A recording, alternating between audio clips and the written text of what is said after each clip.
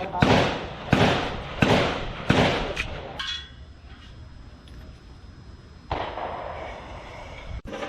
I can't. I was hitting 500 a minute the first.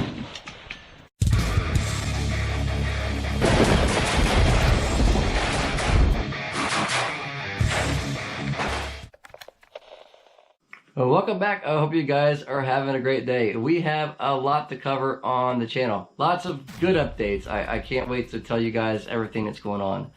If you're new to the channel, my name is Jeff, and this is where I share my random passions, anywhere from my personal gun collection, passion for watches, and cars.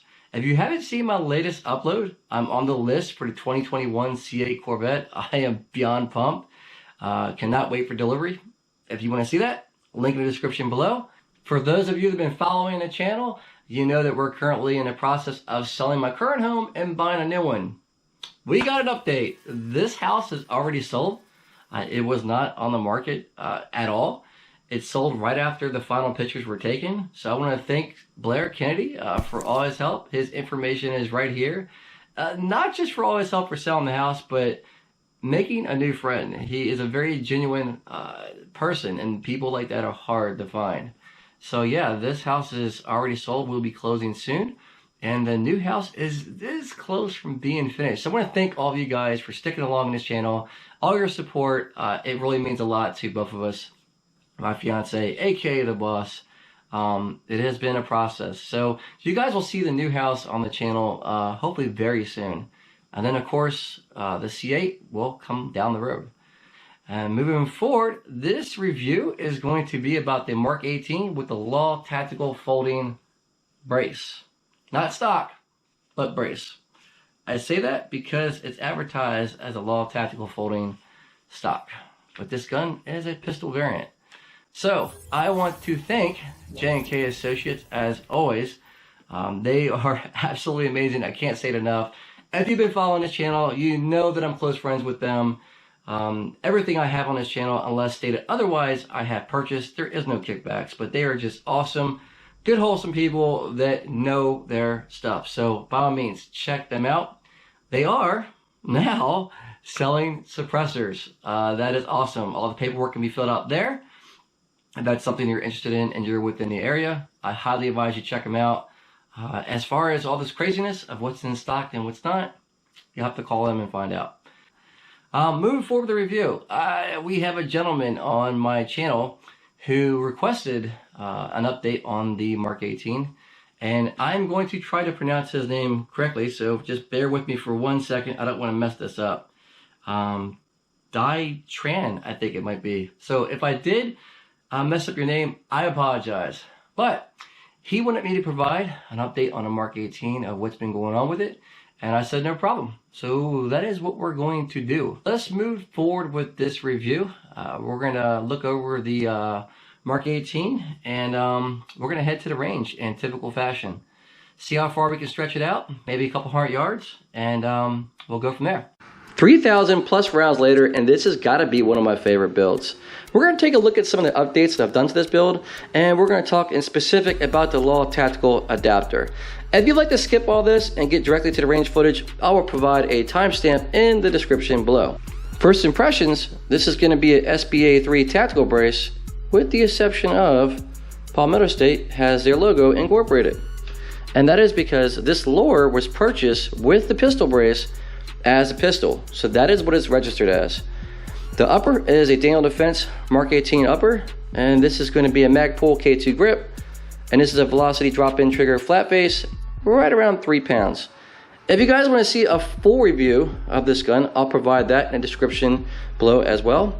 But this is just going to be a small recap over this particular build, and we're going to discuss the Law Tactical Adaptor and see what I think about it. Looking at the Law Tactical Adaptor, it does add a little bit of length to your pistol build. So that is something you want to think about. And you're going to have a button right there, and it folds over pretty tight.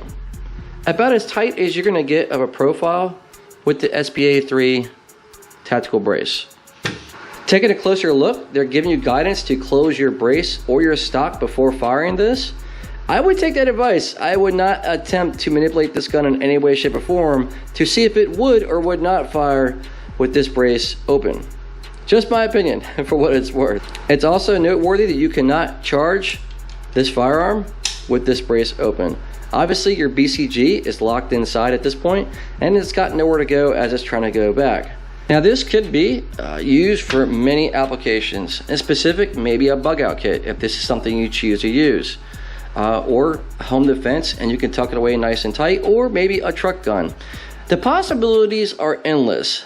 Do keep in mind that this is registered as a pistol, so if you were to travel out of state and you have a CCW, this might be something you want to look into. Obviously, you want to look into your laws and find out what is legal and what is not, but for me, I choose this over an SBR, tax stamp, paperwork when crossing state lines, and so on. That is just me personally. Again, check your state laws to see what's legal and what's not. Now, moving forward with this build, I'm going to give you a little bit of update. When I chose the velocity trigger on this, nothing has walked out. These pins have stayed locked in. This trigger has been great. Pretty much everything has been working as expected. This is a Trijicon MRO, and this is the first gen. I have not shot the second gen, so I have no idea how that's doing. This is an EOTech 3 power, and this thing is built like a brick. So when you go close quarters, it's pretty easy.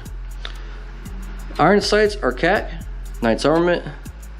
Absolutely love these. Do I ever use iron sights? I do actually at the range, just for my personal use. I believe everybody should start off with the fundamentals of iron sights first, and then work your way up to optics. Now that is just my opinion. Again, this gun's been holding up perfectly well with no problems whatsoever. So, as far as an option for bags, if you're going to look into maybe a bug out kit or something like that, one of them is the AMP72 by 511. Now this bag, I absolutely love it. If you ever get a chance to look at one of these, it doesn't scream out, in my opinion, tactical, right? Yes, it is black. Granted, you could probably get this in different colors, I don't know for sure. But there is no molly on the outside, right? As you're looking at this.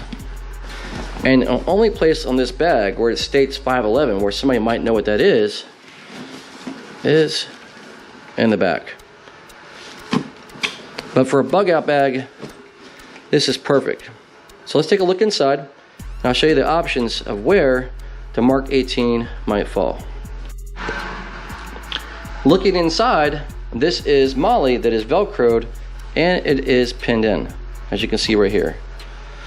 Now this did come with this in the front of the bag. Again, it's velcro, so you can take it off, and you have an option to include firearm if you choose so. This is how you want to set it up, and this is Gen 5 Glock 19, and it is cleared. So for a bug out bag, got your Glock 19. You can add however many mags you want.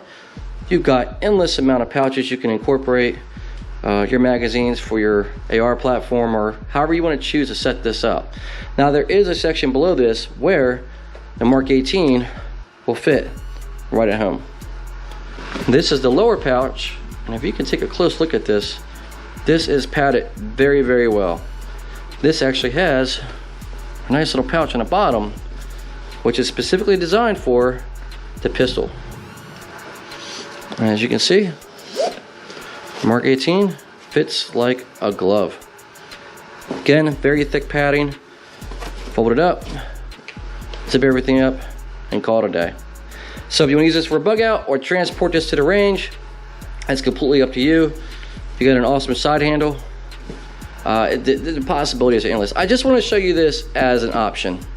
Now with this being a perfect setup for 300 yards on in, 300 yards might be a little stretching it, but we're going to take this to the range and see how the Law Tactical Brace works with this platform and see how far we can stretch it out. So we have arrived at my favorite place. Obviously, we are here at the range. This is Delmarva. I love this place. This is what we're shooting. We're going to be shooting the second burn to the left. Third target is from left to right, hitting steel at 200 yards.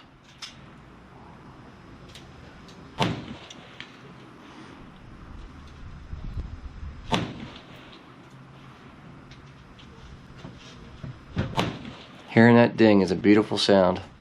And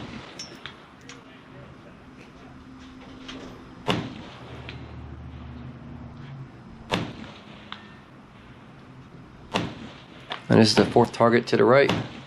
From left to right, 200 yards, second burn back. Gun shooting flat. Law Tactical brace is not affecting the shootability at all. This is using a fixed 3-power.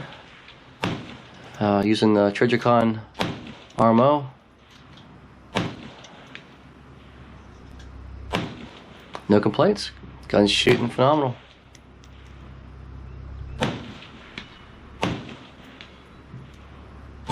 Ejection patterns are good.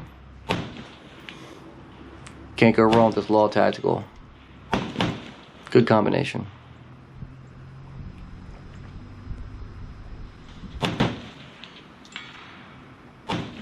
Now I'm trying to shoot 300 yards straight all the way back. Last burn.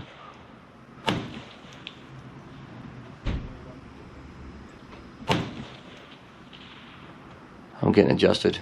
It's hard to see it, man. That little 3-power. Let's hope for a nice little ding sound.